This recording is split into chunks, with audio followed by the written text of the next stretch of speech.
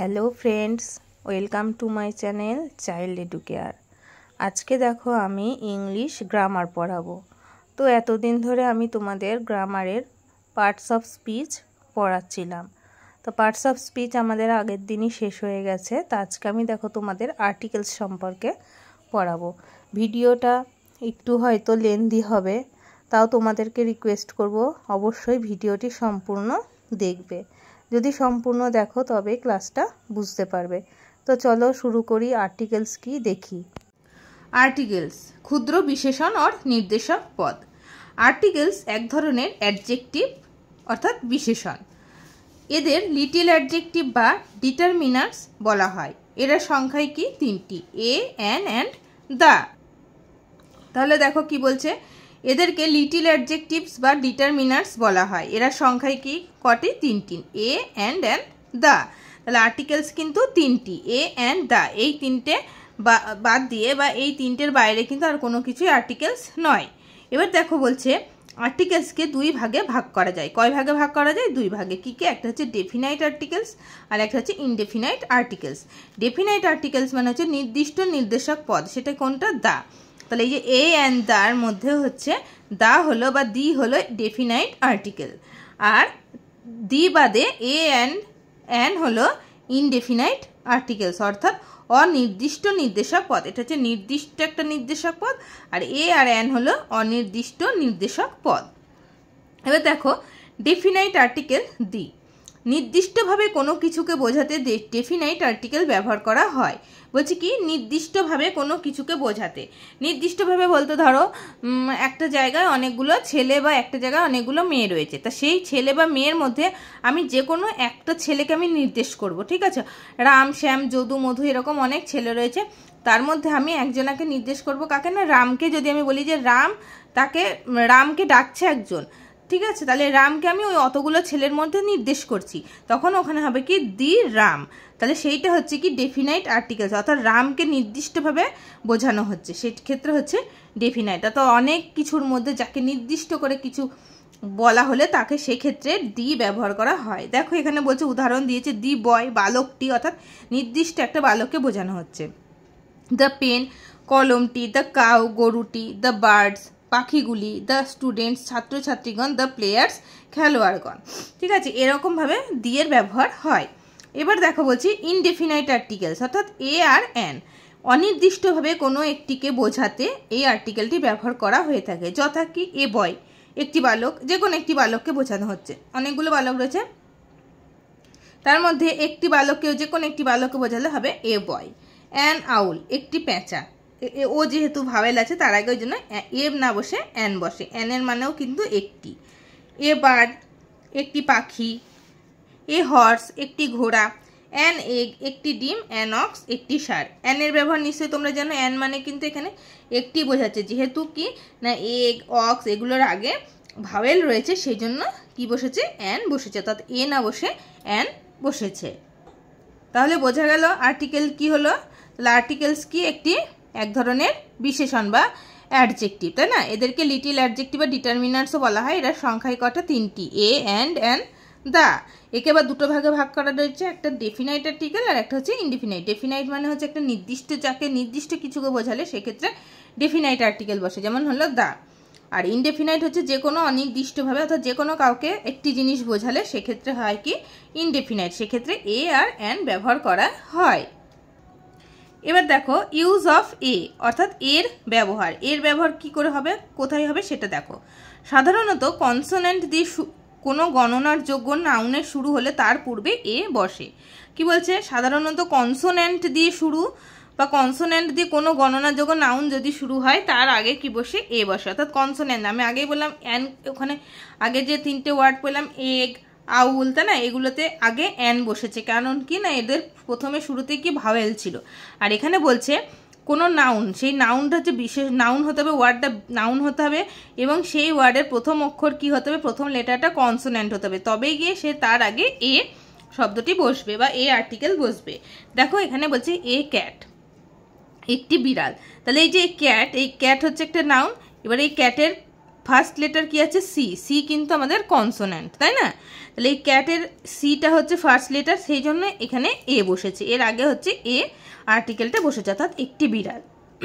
এবার দেখো নেক্সট বলছি এর র্যাট, র্যাটের ফার্স্ট লেটার কি আছে আর, আরও হচ্ছে কনসোনেন্ট, যেহেতু এটা প্রথম অক্ষর কনসোনেন্ট সেই জন্য এ র্যাট। এ চেয়ার, একটি চেয়ার, বোঝা গেল এই ব্যাপারটা। তাহলে এ কোথায় বসছে? তাহলে কোনো ওয়ার্ডের প্রথম অক্ষর ও এর উচ্চারণ ওয়ার হলে তার পূর্বেও কি বসে? এ বসে। কি বলছে এখানটা বুঝে নাও। দেখো বলছে কোনো ওয়ার্ডের প্রথম অক্ষর ও এর উচ্চারণটা যদি ওয়া হয় তাহলে তার পূর্বে কিন্তু এ বসে। দেখো এখানে বলছে এ 1 রুপি কয়েন, দেখো এখানে 1, ও এন ই 1, তাই তো? তাহলে আমরা সচরাচর কি জানি যে প্রথম লেটারটা যদি ভাওয়েল হয় তাহলে তার ক্ষেত্রে কি বসে? এন বসে, তাই না? কিন্তু এখানে দেখো এখানে 1-এর ফার্স্ট লেটার রয়েছে কি না ও, ও কিন্তু আমার ভাওয়েল, তাও আমার এখানে কি বসছে না এ বসছে, কারণ এন হবে না, এন হবে না। কেন হবে না? না 1-এর উচ্চারণ, এই ওটার উচ্চারণ কি হচ্ছে? ওয়ার মতন হচ্ছে, অর্থাৎ ও এর উচ্চারণ ওয়ার মতন হলে তখন সেক্ষেত্রে কি বসবে? এন, এ বসবে। কি বললাম? ও এর উচ্চারণ ওয়ার মতন হলে সেক্ষেত্রে এ বসবে, বুঝতে পারলে? 1 উচ্চারণ করতে গিয়ে দেখো ও এর উচ্চারণ ওয়া হচ্ছে, তাই না? আর এক্ষেত্রে আমি যদি বলি আউল, ও ডাব্লিউ এল, আউল, আউলের উচ্চারণ কিন্তু ওয়ার মতন হচ্ছে না, অর্থাৎ আউলের ক্ষেত্রে ও এর উচ্চারণ কিন্তু ওয়ার মতন হচ্ছে না, সেক্ষেত্রে আয়ের মতন আসছে আউল, সেক্ষেত্রে হচ্ছে এটা ভাওয়েল, তখন এর আগে বসবে কি না এন, এর আগে কিন্তু এ বসবে না, এর আগে কিন্তু এ বসবে না, এর আগে বসবে কি এন। আর 1-এর ক্ষেত্রে বসবে কি এ। দেখো এ 1 আইড ডিয়ার, একটি এক চক্ষু বিশিষ্ট হরিণ, এ 1, তাহলে 1-এর আগে এ বসছে, তাহলে বোঝা গেল। তাহলে যদি প্রথম লেটারটা ভাওয়েল হয় কিন্তু উচ্চারণটা যদি ওয়ার মতন হয় তাহলে সেক্ষেত্রে কিন্তু এ বসবে, এন বসবে না। বারবার বললাম সেক্ষেত্রে এ বসবে, এন বসবে না। এটুকুনি বুঝতে পারলে। এবার চলো নেক্সট দেখি ইউজ অফ এন, এনের ব্যবহার। কি বলছে দেখো, vowel A E I O U দিয়ে শুরু হওয়া কোনো গণনার যোগ্য নাউনের পূর্বে সাধারণত এন বসে। তাহলে কি বললো? ভাওয়েল, অর্থাৎ আমরা জানি 5টা ভাওয়েল কি কি? এ ই আই ও ইউ, এই 5টা ভাওয়েল দিয়ে শুরু কোনো নাউনের পূর্বে এন বসে। যথা দেখো এখানে কি বলছে? অ্যান অরেঞ্জ, একটি কমলা লেবু, অ্যানের মানে কিন্তু একটি, ঠিক আছে? অ্যান এলিফ্যান্ট, একটি হাতি, দেখো এলিফ্যান্টের ফার্স্ট লেটারটা কি আছে? ই, ই হচ্ছে আমাদের ভাওয়েল, সেক্ষেত্রে অ্যান। আমব্রেলা, অ্যান আমব্রেলা, একটি ছাতা, ইউ এর দেখো ফার্স্ট লেটার আছে ইউ, তাহলে এক্ষেত্রে হলো অ্যান। অ্যান অ্যাপেল, এ আছে, এ হচ্ছে ভাওয়েল। এবার দেখো এখানে অরেঞ্জ, অ্যান ফার্স্ট লেটারটা কি আছে? ও আছে, তাহলে তোমরা বলতেই পারো যে এখানে অ্যান কেন বসেছে, ও এ বসেনি কেন? কেন বসবে বলো?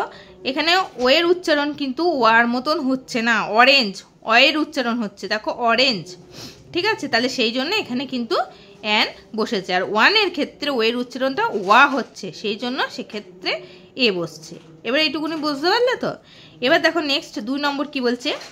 এইচ দিয়ে শুরু হওয়া কোনো নাউনের উচ্চারণ ভাওয়েল অর্থাৎ অ আ এর মতন হলে তাদের পূর্বে আবার কি বসে? এন বসে। তাহলে এখানে দেখো ভালো করে একটু মন দিয়ে দেখো, বলছি এইচ, এইচ কিন্তু আমরা জানি কি সচরাচর এইচ হচ্ছে আমাদের কনসোনেন্ট, এইচ কিন্তু ভাওয়েল না।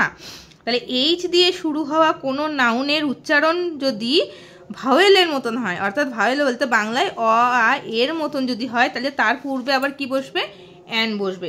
আমরা জানি কনসোনেন্ট দিয়ে শুরু হলে তার আগে এ বসে, তাই তো? এইচ হচ্ছে কনসোনেন্ট, কিন্তু বলছি এইচ এর উচ্চারণটা যদি অ আ বা এর মতন হয় তখন তার পূর্বে অ্যান বসে। দেখো an hour, H O U R, hour, hour মানে হচ্ছে ঘন্টা, আর অ্যান আওয়ার মানে হচ্ছে 1 ঘন্টা।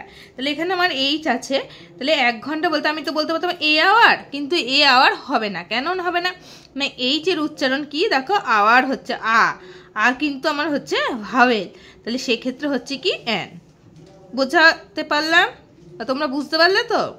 এখন নেক্সট বলছে অ্যান হিয়ার, একজন উত্তরাধিকারী, এখানে অনেস্ট হবে না, এই স্পেলিংটা মিস্টেক হয়ে গেছে। অ্যান হিয়ার, একজন উত্তরাধিকারী, এইচ এর উচ্চারণ দেখো হিয়ার, এয়ার, অর্থাৎ অ্যান এয়ার, উচ্চারণটা হচ্ছে এয়ার, এর উচ্চারণ হচ্ছে, সেই জন্য এখানে কিন্তু অ্যান বসছে। তারপরে দেখো অ্যান অনেস্ট, ম্যান, একজন সৎ লোক। তাহলে এইচের উচ্চারণ কি আসছে? অ এর মতন, সেজন্য এখানে হচ্ছে কি এটা অ্যান। তাহলে বোঝা গেল যে এইচের উচ্চারণ যদি আ বা এর মতন হয় তাহলে তার পূর্বে কিন্তু অ্যান বসবে। এবার দেখো বলছে 3 নম্বর, কনসোনেন্ট দিয়ে শুরু হওয়া কোনো নাউনের উচ্চারণ যদি ভাওয়েলের মতন হয় সেক্ষেত্রে ওয়ার্ডটির পূর্বে অ্যান বসে। বলছে কি কনসোনেন্টের দিয়ে শুরু হওয়া কোনো নাউনের উচ্চারণ যদি ভাওয়েলের মতন হয় সেক্ষেত্রেও ওয়ার্ডটির পূর্বে অ্যান বসে। যে কোনো কনসোনেন্ট দিয়ে শুরু হওয়া ওয়ার্ডের উচ্চারণই যদি ভাওয়েলের মতন হয় সেক্ষেত্রে দেখো অ্যান এমএ, একজন এমএ মানে এমএ পাস বা এমএ ডিগ্রি বোঝাতে, সেই জন্য সেটাকে বলছি অ্যান এমএ। এবার দেখো এই ব্যাপারটা কি হচ্ছে, অ্যান এমএ, এমটা কি আমরা জানি কনসোনেন্ট, তাই তো? কিন্তু এম এর উচ্চারণ দেখো, এম উচ্চারণ করতে গেলে আমাদেরকে প্রথমে কিন্তু এ উচ্চারণ আসছে, দেখো এম এম, তাই না? তাহলে এই যে প্রথমে এম এর আগে উচ্চারণ করতে গিয়ে আমার এর উচ্চারণ আসছে, এ কিন্তু ভাওয়েল, সেজন্য এই এম এর আগে কি বসছে? অ্যান বসছে, অ্যান এম এ। এমপি, দেখো এম কনসোনেন্ট, তাহলে এম উচ্চারণ করতে গেলে আমাদের কি আসছে? এম, অর্থাৎ প্রথমে আমার এ উচ্চারণ হচ্ছে, সেই জন্য এখানে বসছে কি? অ্যান এমপি, একজন সাংসদ। তারপর দেখো এমএলএ, অ্যান এমএলএ, এম এর উচ্চারণ করতে গিয়ে এ আসছে, সেই জন্য এম এর দিয়ে শুরু যেগুলো তার মানে সবগুলো না, এই উচ্চারণটা কি এর মতো অর্থাৎ ভাওয়েলের মতন হলে তার আগে বসছে কি? An, an MA, an MP, an MLA. কিন্তু দেখো যদি এখানে আমি লিখি ম্যাঙ্গো, MANGO, এখানে কি হবে? এ ম্যাঙ্গো, কারণ এখানে তো এম বলে আমার উচ্চারণটা শুরু হচ্ছে না, আমার উচ্চারণ হচ্ছে ম্যাঙ্গো, ম দিয়ে শুরু হচ্ছে, সেক্ষেত্রে কিন্তু এ বসবে। কিন্তু যখন এম এর উচ্চারণটা এ দিয়ে শুরু হচ্ছে সেক্ষেত্রে কিন্তু আমার অ্যান বসছে। বুঝতে পারলে? আশা করি বুঝতে পারলে। আজকে ভিডিওটা এই পর্যন্তই থাকলো, অর্থাৎ এ আর অ্যানটা পড়ালাম। নেক্সট ক্লাসে তোমাদেরকে দা অর্থাৎ TH দা বা দি যে যা উচ্চারণ করো তার ব্যবহার, সেটা কোথায় কি ব্যবহার হচ্ছে না হচ্ছে বা কখন ব্যবহার কোথায়, এটা আমি তোমাদেরকে নেক্সট ক্লাসে পড়াবো। আজকে এই পর্যন্তই থাকলো, নেক্সট ক্লাসে নেক্সট টপিক নিয়ে আলোচনা করব। সবাই ভালো থেকো।